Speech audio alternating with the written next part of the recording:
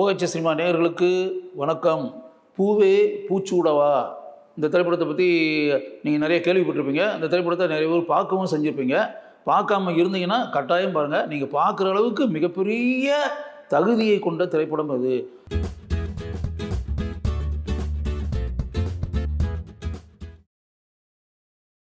தமிழ் பட உலகில் மிகப்பெரிய சாதனையை புரிந்த திரைப்படம் பூவே பூச்சூடவா. இந்த படம் 175 நாட்கள் ஓடி அனைவரையும் அண்ணாந்து பார்க்க வைத்தது. இந்த திரைப்படத்தினுடைய கதாநாயகி நதியா மொய்து அப்படின்ற பேரில் அந்த படத்தில் அவங்க அறிமுகமானாங்க. நதியா நடித்த முதல் தமிழ் திரைப்படம் பூவே பூச்சூடவா. இந்த திரைப்படத்தினுடைய இயக்குனர் ஃபாசில் அதுக்கு முன்னாடி மலையாளத்தில் மஞ்சள் விரிஞ்ச பூக்கள் அப்படின்னு சொல்லிட்டு ஒரு அருமையான படத்தை டைரக்ட் பண்ணியிருந்தார். அதுதான் அவருடைய முதல் படம். நவோதயா அப்படின்ற பட நிறுவனம் கேரளாவில் இருக்குது. அங்கே இருக்கக்கூடிய முன்னணி பட நிறுவனம் அது. நவோதயா அப்பச்சன் அப்படின்னு சொல்லிட்டு அந்த கம்பெனியினுடைய ஓனர், தயாரிப்பாளர் அவர் தான் அந்த படத்தை தயாரித்தார். மஞ்சள் விரிஞ்ச பூக்கள் 100 நாள் ஓடி யார் இந்த ஃபாசில் அப்படின்னு சொல்லிட்டு கேரளா முழுவதும் கேட்கக்கூடிய அளவுக்கு ஒரு சூழல் உண்டானது. அந்த திரைப்படத்தில் சங்கர், ஒருதலை ரகம் சங்கர் கதாநாயகன், பூர்ணிமா கதாநாயகி, பூர்ணிமா பாக்யராஜ், அப்போ பூர்ணிமா ஜெயராம் அவங்க நடித்து அந்த படம் பெரிய அளவில் ஹிட்டான மூவி. அதுக்கு பிறகு அவர் நோக்கு எத்தா தூரத்து கண்ணும் நட்டு அப்படின்ற பேரில் ஒரு படத்தை டைரக்ட் பண்ணார். அந்த படத்தையும் அதே பட நிறுவனம் தான், நவோதயா நிறுவனம் தான் தயாரித்தது. நவோதயா அப்பச்சன் தான் தயாரிப்பாளர். அந்த திரைப்படம் பெரிய அளவில் ஹிட்டு. நோக்கு எத்தா தூரத்து கண்ணும் நட்டு. இப்போ அந்த படம் பெருசாக ஹிட்டாகி நதியா அதில் தான் கதாநாயகியாக அறிமுகம். அங்கே சூப்பர் ஹிட்டு கேரளாவில். சூப்பர் ஹிட் ஆன பிறகு அதே நவோதயா பட நிறுவனம் அந்த படத்தை தமிழில் பண்ணால் என்ன அப்படின்ற ஒரு தீர்மானத்துக்கு தமிழில் அந்த படத்தை தயாரித்தாங்க. அதான் பூவே பூச்சூடவா. அதில் மலையாளத்தில் நடித்த நதியாவே கதாநாயகியாக போட்டு படத்தை பண்ணிடுவோம் அப்படின்னு சொல்லிட்டு நதியா கதாநாயகி. அதில் பார்த்தீங்கன்னா ஹீரோ கிடையாது, தெர் இஸ் நோ ஹீரோ.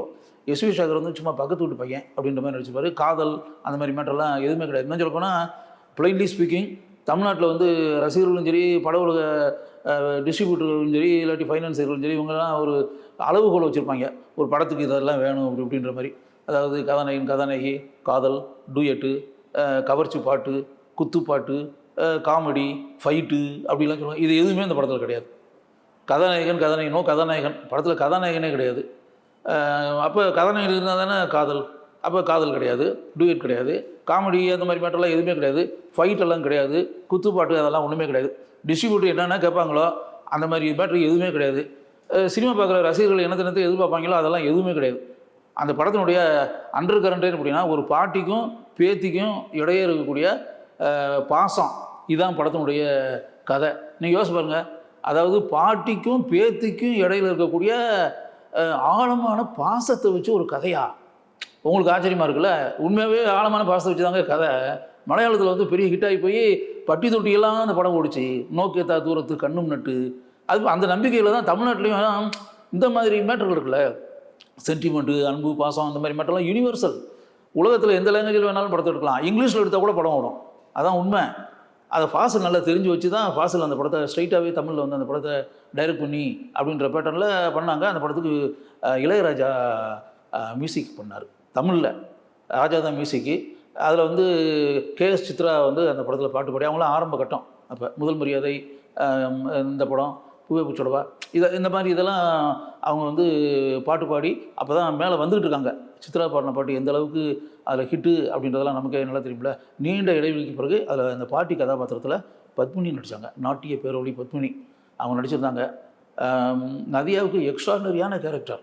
ஆக்சுவலாக படம் பார்த்துக்கிட்டு இருக்கும்போது அப்படியே இன்னொரு விஷயம் என்னென்னா, இது கிடையாது, இந்த படத்தை பற்றி பேசி வரும்போது ஒரு விஷயத்தை சொல்லிடுறேன். மலையாளத்தில் இந்த படம் ஹிட் ஆகி போச்சு, தமிழில் அந்த எடுத்தாங்க, படம் முடிஞ்சு போச்சு அப்படிங்களா. இங்கே இப்போ டிஸ்ட்ரிபியூட்டர்களுக்கு படத்தை போட்டு காமிச்சிங்கன்னா டிஸ்ட்ரிபியூட்டர் யாருமே இந்த படத்தை வாங்கலை. டிஸ்ட்ரிபியூட்டர் யாருக்கும் நம்பிக்கை வரல. பாட்டிக்கும் பேத்திக்கும் இடையில் இருக்கக்கூடிய அன்பு பாசத்தை வச்சு ஒரு படத்தை எடுத்து இதை எப்படி போடும், இதை எப்படி மக்கள் பார்ப்பாங்க, இதை எப்படி ஹிட் ஆகும் அப்படின்ற மாதிரி அவங்களுக்கு நம்பிக்கையே வரல அப்படிங்களேன். அதனால் ஒரு ஸ்டேஜில் அந்த ப்ரொடியூசர் அவருக்கு ஒரு கேஆர் இருக்கார் இல்லையா, கேஆர் அப்போ லீடிங் டிஸ்ட்ரிபியூட்டர் இருந்தார். லீடிங் டிஸ்ட்ரிபியூட்டர் அண்ட் ஃபைனான்சியர் எல்லாமே பட உலகத்தினுடைய சகல விஷயத்தையும் கரைச்சி குடிச்சு வச்சுக்க நபராக இருந்தார் கேஆர். கேஆர்கிட்ட அப்பச்சன் கேஆர் தமிழ்நாடு ஃபுல்லாக நீங்கள் தியேட்டர் எடுத்து படத்தை உங்கள் மூலமாக ரிலீஸ் பண்ணுவோம் நீங்களே தேட்டர் எடுங்க, தமிழ்நாட்டில் இருக்கிற தேட்டர் ஃபுல்லாக உங்கள் மூலமாக நானே ஓன் ரிலீஸ் பண்ணுறேன் அப்படின்னு சொல்லி டிஸ்ட்ரிபியூஷன் அப்படிம்பாங்க. இவர் வந்து தன்னுடைய அனுபவங்கள் இதெல்லாம் வச்சு தமிழ்நாடு ஃபுல்லாக தியேட்டர்களை வந்து கேஆர் எடுத்தார். கேஆர் மூலமாக அப்போ கேஆர் வந்து இது பன்சாய் பிக்சர்ஸ் அப்படின்றது அவருடைய பட நிறுவனம். அதன் மூலமாக தமிழ்நாடு ஃபுல்லாக அந்த படத்தை கேஆர் மூலமாக ரிலீஸ் பண்ணாங்க. எனக்கு வந்து ஒரு விஷயம் என்னென்னா, அந்த படம் வந்து ஏற்கனவே மலையாளத்தில் பெரிய ஹிட்டுன்றது எனக்கு தெரியல. ஏன்னா மஞ்சள் உறிஞ்ச புகழே நான் ஏற்கனவே ஃபாசில் படம் ஃபஸ்ட்டு பிக்சரே பார்த்து ஃபாசில் மேலே எனக்கு அளவற்ற மதிக்க முடியாது. அதுபோல் நோக்கேத்தா தூரத்து கண்ணு மட்டும் படத்தையும் நான் ஏற்கனவே பார்த்துட்டேன், மலையாள படத்தையும் பார்த்து எனக்கு அந்த படத்து மேலேயும் பெரிய மரியாதை. அந்த படத்தினுடைய ரீமேக் தான் அந்த படம் அப்படின்னு வரும்போது இதை வந்து கட்டாயம் பார்க்கணும் அப்படின்னு நினச்சி நான் வந்து சத்தியம் காம்ப்ளெக்ஸ் இருக்கு இல்லையா, அந்த சத்தியம் காம்ப்ளெக்ஸில் நான் போய் படம் பார்க்கலான்னு சொல்லிட்டு நான் போனேன். அதில் சுபம்னு சொல்லி ஒரு தேட்டர் இருந்துச்சு. அதில் இருக்கிறதுலேயே அந்த 3 இதில் அதான் சின்ன தேட்டர், ஒரு 400 பேர் உட்கார தேட்டர்னு வச்சுங்களேன். அந்த தேட்டரில் தான் அந்த படத்தை ரிலீஸ் பண்ணியிருந்தாங்க. ஃபஸ்ட்டு டே அந்த படத்தை பார்க்கணுன்னு சொல்லிட்டு நான் போயிட்டேன். கிட்டத்தட்ட படம் போடுற நேரத்தில் போனேன், 5 நிமிஷம் முன்னாடி அப்படிங்களேன் போனேன். இதில் அட்வான்ஸ் புக்கிங் அதெல்லாம் ஒன்றும் கிடையாது. அப்படியே நான் போனேன், காலியாக தான் கிடந்துச்சு கவுண்டர், யாருமே ஆளே கிடையாது. நான் போய் ஒரு டிக்கெட் வாங்கிட்டு போய் தேட்டரில் போய் உள்ளே போய் உட்காந்தேன். நான் போகிறதுக்கு முன்னாடி ஒரு 100-150 பேர் உட்காந்துருந்தாங்க. அதுபோல் நான் போனேன். அப்புறம் படம் போட்டாங்க. படம் போட்டு ஒரு 1/4 மணி நேரம் 20 நிமிஷம் வரை ஆளுங்க டிக்கெட் எடுத்து உள்ளே வந்துக்கிட்டே இருந்தாங்க. கிட்டத்தட்ட பார்த்தா ஒரு 400 பேர்னா ஒரு 300-350 பேர் வந்துட்டாங்க அப்படி வச்சுங்களேன். ஆனால் படமெல்லாம் போட்டு 20 நிமிஷம் கழிச்சு தான் கிட்டத்தட்ட அந்த ரேஞ்சு ஒரு 90% ஃபுல் அப்படின்ற லெவலில் வந்துச்சு. படம் பார்த்தேன், படம் ஏவன். நதியா வந்து எக்ஸ்ட்ராடினரி. அந்த கேரக்டருக்கு வந்து துருதுருப்பான பொண்ணு அப்படின்றோம்ல, அந்த பேட்டர்னில் அது. இப்போ நீங்கள் சல்வார் கமீஸு, சுடிதார் இதெல்லாம் வந்து இப்போ சாதாரணமான மேட்டரை போய் வயசானவங்க கூட அதை போட்டுக்கிட்டு இருக்காங்க. இப்போ அந்த டைமில் அப்படி கிடையாது. இன்னும் சொல்ல போனால் புகைப்பிச்சோட படம் வந்த பிறகு தாங்க இந்த சல்வார் கமீஸு சுடிதார்லாம் ரொம்ப சாதாரணமாச்சு, எல்லோரும் போடுற மாதிரி. நதியா ட்ரெஸ்ஸுன்னு அதுக்கு பேர். இது அங்கேயே நதியா ட்ரெஸ்ஸுன்னே போட்டிருப்பாங்க ஜவுளி கடையிலே அப்படி வச்சுங்களேன். அந்தளவுக்கு அதுக்கு வந்து ரொம்ப பொருத்தமாக இருந்துச்சு. அதுக்கு முன்னாடி ஸ்ரீபிரியா, ஸ்ரீதேவி, ராதிகா இவங்கெல்லாம் சுடிதார்லாம் போட்டு வருவாங்க. அதெல்லாம் அவங்களுடைய உடம்பு அமைப்புக்கு அது கரெக்டாக இருக்காது. அதெல்லாம் பெரிய பெரிய உடம்புகள் எல்லாமே. இது சித்து உடம்பு, சின்ன உடம்பு. நதியாவுக்கு ரொம்ப நல்லா இருந்துச்சு, நதியாவுக்கு பொருத்தமாக இருந்துச்சு. ஏன்னா அந்த பொண்ணு பாம்பே பரோட்டாப்பில் போது அவங்களுக்கு சல்வார் கமீஸ் இந்த சுடிதார்லாம் அங்கே ரொம்ப சர்வசாதாரண பாம்பேயில். அப்படி வரும்போது அது கேஷுவலாக இருந்துச்சு, ஆர்டிஃபிஷியலாக கிடையாது. சினிமாவுக்காக போட்டுட்டு வந்தோன்னா ஸ்டிஃபாக போட்டு வந்து நிற்பாங்க. அது அந்த பேட்டர்ன் கிடையாது, ரொம்ப சாதாரணமாக இருந்துச்சு கேஷுவலாக நதியா வரும்போது. அதுவும் பர்டிகுலராக நதியா அந்த ஊஞ்சலை வந்து அப்படி தாவுறது மாதிரி ஒரு சீன் வரும். நதியா ஒன்றா பண்ணியிருக்கோம். அதெல்லாம் தியேட்டரில் பெரிய கைதட்டல் வாங்கினேன். இது பிறகு உங்களுக்கு அந்த படத்தினுடைய கதை அப்படி இப்படின்ற விஷயம் வந்து அது உங்களுக்கு என்ன படத்தை பார்த்துக்கிறதுனால அதை சொல்லணும்னு அவசியம் இல்லை. அந்த நதியா கேரக்டர் மேலே நமக்கு ஒரு சிம்பத்தி கிரியேட் ஆச்சு. அது பொண்ணு வந்து இதனால் வந்து ஒரு கொடூர நோயால் பாதிக்கப்பட்ட ஒரு பொண்ணு எவ்வளோ நாள் உயிரோடு இருக்குன்றது மாதிரி சொல்ல முடியாது. அதனால் நமக்கு எப்படியாவது விபரீதமான ஒரு முடிவு உண்டாகி அப்படின்ற மாதிரி ஆயிடுச்சுன்னா அதுக்கு முன்னாடி நம்ம பாட்டியை நம்ம ஒரு அளவு பார்த்துடணும். பாட்டி கூட சில நாட்கள் கூட இருக்கணும் அப்படின்னு நினச்சி வந்து பாட்டியை தேடி வந்து பாட்டிக்கிட்ட அந்த உண்மையெல்லாம் சொல்லாமல் அந்த தனிமையாக இருக்கக்கூடிய பாட்டிக்கிட்ட வந்து ஒரு புதிய காற்று, புதிய தென்றல், புதிய வசந்தம் வந்து சேர்ந்தது மாதிரி பாட்டி கூட வந்து அந்த பேத்தி வந்து ஒட்டிக்கிட்டு அதுக்கு பிறகு வாழ்க்கையே வெறுத்து போய் தனி தீவாக வாழ்ந்த அந்த பாட்டியினுடைய வாழ்க்கையில் அந்த பேத்தி வந்த பிறகு எப்படிப்பட்ட சந்தோஷ நிலை உண்டாகிறது அப்படின்னு. அப்படி ரொம்ப கிளைமேக்ஸ் லீடில் வந்து அந்த பேத்திக்கு இப்போ வந்து விபரீதமான ஒரு நோய் இருக்குது, அது மருத்துவமனையில் வந்து அட்மிட் ஆகி அப்படின்ற நிலைமை வந்து படத்தினுடைய ஃபினிஷிங்கில் மருத்துவமனைக்கு கொண்டு போகிறாங்க. தூங்கிக்கிட்டு இருக்கும்போதே பிரியா விடை கொடுத்து அந்த பாட்டி வந்து தன்னுடைய பேத்தியை வந்து அந்த ஆம்புலன்ஸ் மருத்துவமனைக்கு போகக்கூடிய ஆம்புலன்ஸில் அனுப்பி வச்சுட்டு அப்படியே வெளியே நிற்கிறாங்க. அப்போ வந்து என்னென்னா அந்த வீட்டில் வந்து ஒரு இது இருக்கும், ஒரு காலிங் பெல் அப்படின்ற பேட்டர்ன் இருக்குல்ல, அந்த காலிங் பெல்லை வந்து இது பண்ணிவிட்டு அந்த வீட்டில் வந்து வெளியே வந்து மாட்டிட்டு அந்த பாட்டி இப்படி கேப்ஷன் போட்டு முடிப்பாங்க. மீண்டும் தன் பேத்தி வருவாள், தன் வீட்டிற்கு வெளியே இருக்கக்கூடிய அந்த அழைப்பு மணி மீண்டும் ஒலிக்கும் என்ற நம்பிக்கையோடு அந்த பேத்திக்காக அந்த பாட்டி காத்திருக்கிறாள். எக்ஸ்ட்ரானரி. இப்போ நான் சொல்லும்போது கூட எனக்கு அப்படியே தொண்டையெல்லாம் அடைக்குது, டச்சிங்காக இருக்குது. நீங்கள் யோசிச்சு பாருங்கள், படம் வந்து 35 வருஷம் முன்னாடி பார்த்த ஒரு படத்தை பற்றி பேசிட்டு வரும்போது இப்போ கூட எனக்கு கண்ணில் லைட்டாக கண்ணீர் வருது.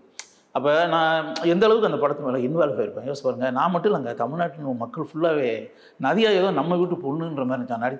இப்போ கூட நதியாவை பார்க்கும்போது நம்ம வீட்டு பொண்ணுங்க. அப்படி ஒரு பாசம் நம்ம லேடிஸ்க்கெல்லாம் அதே மாதிரி ஜென்ஸுக்கெல்லாம் நதியா மேலே ஒரு ஒரு மரியாதைக்குரிய உறவு.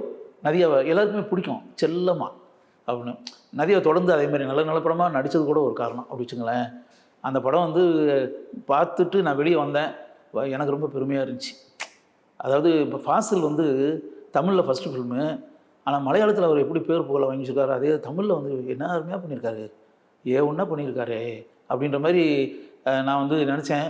படம் வந்து நிச்சயமாக பெரிய சூப்பர் ஹிட் ஆகும் அப்படின்ற மாதிரி என் நண்பர்கள் எல்லாத்தையுமே சொன்னேன். அதுக்கு அடுத்து நீங்கள் 2 நாள் கழிச்சு அதே மவுண்ட் ரோட்டில் அண்ணா சாலையில் போனால் இப்போ தானே உங்களுக்கு அந்த அட்வான்ஸ் புக்கிங் அந்த மாதிரி மட்டும்லாம் கியூலாம் இல்லாமல் அப்படின்னு. அப்போல்லாம் பார்த்தா ரோட்டில் நிற்கணும் வெயிலில், அப்படியே ரயில் நிற்பதை போலன்றோம்ல நிற்கிறாங்க பாருங்கள். ஒரு 500 பேர் நிற்பாங்க மத்தியான நேரத்துலேயே அட்வான்ஸ் புக்கிங்க்கு. அப்போ தான் யோசித்தேன், பூவே பூச்சோடா படத்துக்கு இப்படி ஒரு வேல்யூவா அப்படின்ற மாதிரி நினச்சேன். நீங்கள் சொன்னால் நம்ப மாட்டீங்க, திருவான்மியூரில் ஜெயந்தின்னு ஒரு தேட்டர் இருக்கும், அது ஷிஃப்டிங் தேட்டரு. அப்போ படமெல்லாம் ஓடின பிறகு ஒரு ரவுண்டு அடிச்சுட்டு வந்த பிறகு செகண்ட் முடிச்ச பிறகு 50 நாள் படம் ஓடிச்சுங்களா, அதுக்கு பிறகு ஷிஃப்ட் பண்ணி சில தேட்டரில் போடுவாங்க. அதெல்லாம் சிட்டியினுடைய அவுட்டர் அப்போல்லாம் திருவான்மியூர்லாம். அது அந்த தியாகராஜா ஜெயந்தி இதெல்லாம் அந்த ஜெயந்தி தேட்டரில் இந்த படத்தை இங்கே 200 நாள் ஓடி 200 days ஓடிச்சு அந்த சுபன் தேட்டரில். ஓடி முடித்து ஷிஃப்டிங்கில் போய் அந்த தேட்டரில் எப்படின்னா ஆவரேஜாக ஒரு வாரம் ஓடும்.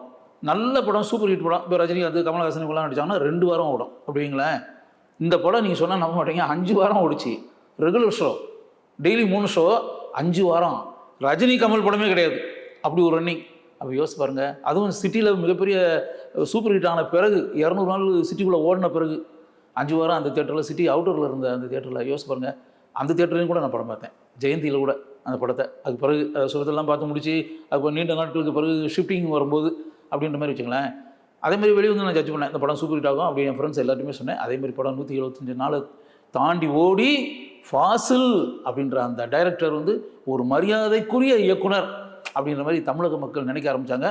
அன்னைக்கு நினைக்க ஆரம்பித்த நினைப்பு இருக்குல்ல, இப்போவும் இருக்குது ஃபாசில் மேலே அப்படி வச்சுங்களேன். அதே மாதிரி அந்த படத்தினுடைய கதாநாயகி நதியா மேலே அப்படி ஒரு மதிப்பு, மரியாதை, அன்பு, பாசம் நம்ம தமிழக மக்களுக்கு. அந்த அன்பு பாசம் இப்போ கூட இருக்குது.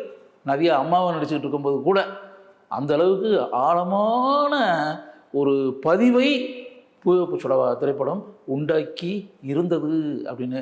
இன்றைக்கி இருக்கக்கூடிய ப்ரெசண்ட் யங் ஜெனரேஷன், நீங்கள் அந்த படத்தை எத்தனை பேர் பார்த்துருக்கீங்க அப்படிங்களா, ஒருவேளை நீங்கள் பார்க்காம இருந்தீங்க அப்படின்னு சொன்னால் பர்டிகுலர்லி லேடிஸ், அந்த பூவே பூச்சோடவா கேர்ள்ஸ், இன்றைக்கி இருக்கக்கூடிய கேர்ள்ஸ், காலேஜ் கேர்ள்ஸ், இளம் தலைமுறையைச் சேர்ந்த பெண்கள், இளம் பெண்கள், நீங்கள் அந்த படத்தை பாருங்கள். பார்த்தீங்கன்னா 35 ஆண்டுகளுக்கு முன்னாடி தமிழ்நாட்டில் எந்த அளவுக்கு டீசண்டான கவித்துவ தன்மை கொண்ட அன்பு பாசத்துக்கு முக்கியத்துவம் இருக்கக்கூடிய தரமான மரியாதைக்குரிய மதிக்கக்கூடிய ஒரு திரைப்படத்தை தயாரித்து அந்த திரைப்படம் மாபெரும் வெற்றியை பெற்றிருக்கிறது அப்படின்றத, அந்த உண்மையை நீங்கள் இப்போ வந்து இத்தனை ஆண்டுகளுக்கு பிறகு தெரிந்து கொள்வீர்கள். இந்த வீடியோ உங்களுக்கு பிடிச்சிருந்தா லைக் பண்ணுங்க, ஷேர் பண்ணுங்க, கமெண்ட் பண்ணுங்க. மறக்காம OH சினிமா சேனலுக்கு சப்ஸ்கிரைப் பண்ணுங்க.